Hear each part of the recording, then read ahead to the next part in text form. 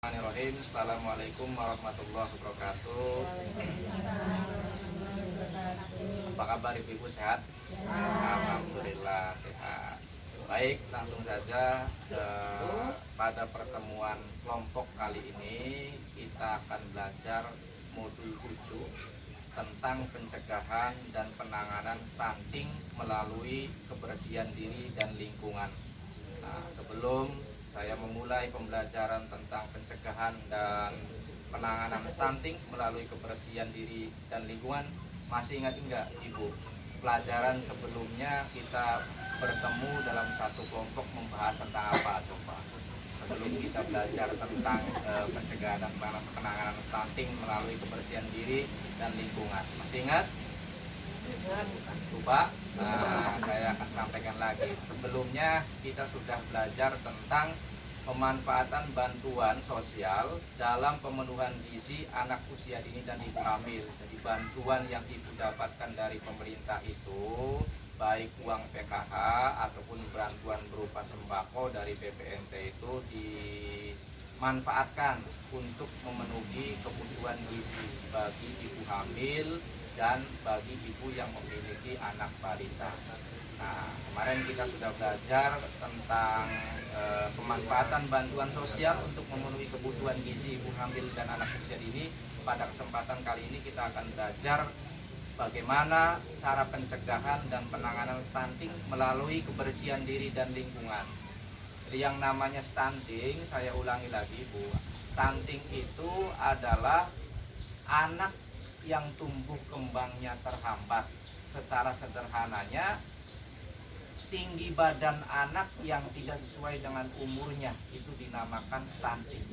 Stunting itu disebabkan karena beberapa hal. Yang pertama, bisa karena ketika ibunya sedang hamil kurangnya kebutuhan gizi ibu hamil. Karena orang hamil itu Bu, orang hamil itu adalah orang yang dia kebutuhannya bukan untuk badannya sendiri, tapi ada kebutuhan lain, yaitu kebutuhan janin di dalam kandungan. Makanya asupan gizi dan asupan makannya mesti ditambah, tidak sebagaimana sebelum mengandung. Kemudian yang kedua, stunting juga bisa disebabkan karena kurangnya stimulasi atau rangsangan dari ibu atau bapak ketika janin di dalam kandungan. Ibu bapaknya kurang perhatian, kurang peka, itu juga bisa menjadi salah satu sebab anak stunting. Kemudian berikutnya, stunting juga bisa disebabkan karena perilaku ibu hamil atau kemudian lingkungan keluarga yang kurang sehat, yang kurang bersih. Nah, pada kesempatan kali ini kita harus tahu bahwa ternyata stunting, terhambatnya pertumbuhan anak itu bisa juga disebabkan karena faktor kurangnya menjaga kebersihan lingkungan dan kebersihan diri. Pada pertemuan kali ini kita akan belajar tentang pencegahan dan penanganan stunting, yakni mendukung praktik cuci tangan pakai sabun. Saya sudah siapkan alat peraganya Ibu. Ibu tentu setiap hari pasti sering yang namanya kemudian mencuci tangan.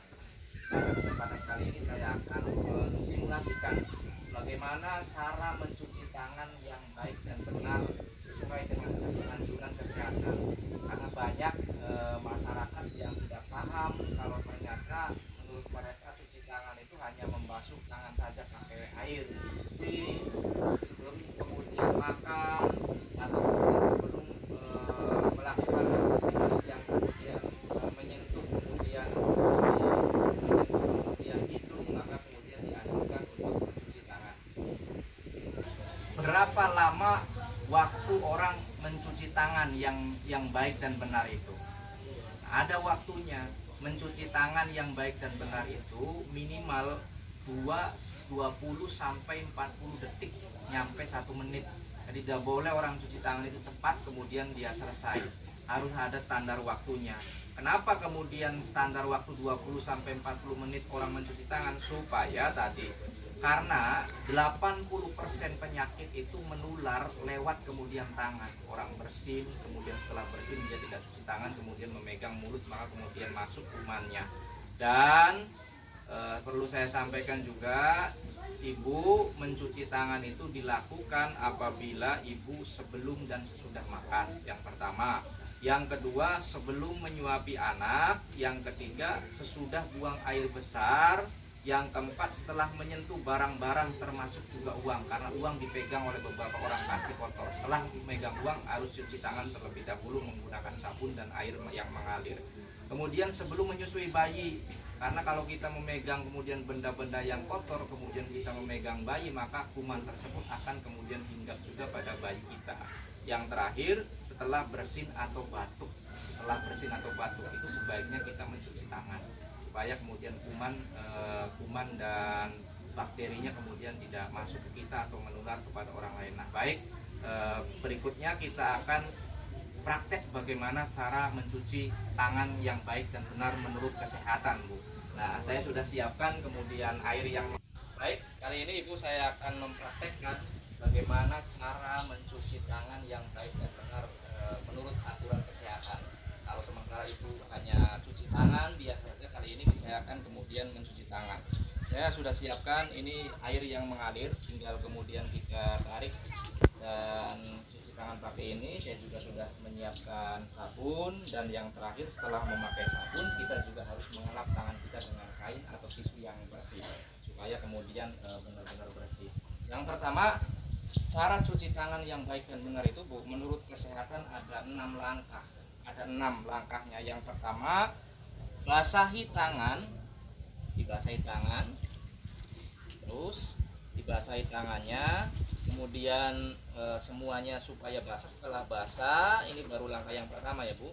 Setelah basah kemudian usapkan dengan sabun sesuai dengan kebutuhan. Kalau anak kecil berarti nggak usah banyak-banyak. Setelah tangan kita basah dengan air, baru kita kemudian ambil sabun supaya kemudian secukupnya ya, Bu, sesuai dengan tangan. Kita usap-usap, ini baru langkah yang pertama.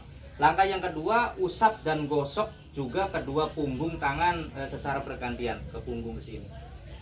Secara bergantian yang kanan dan kiri. Kemudian yang ketiga, gosok sela-sela jari tangan hingga bersih.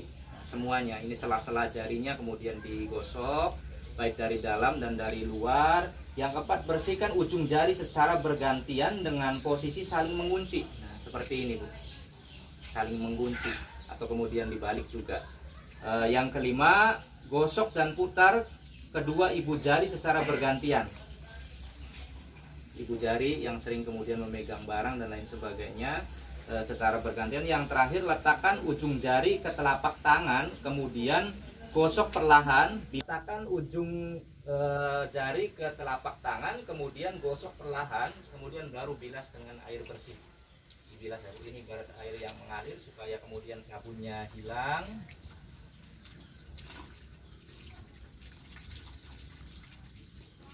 Supaya semuanya bersih, tidak ada kemudian sabun-sabun yang masih menempel pada jari-jari tangan. Yang terakhir, kalau tangan kita dirasa sudah bersih, sabunnya sudah hilang, kemudian lap tangan kita sampai kering.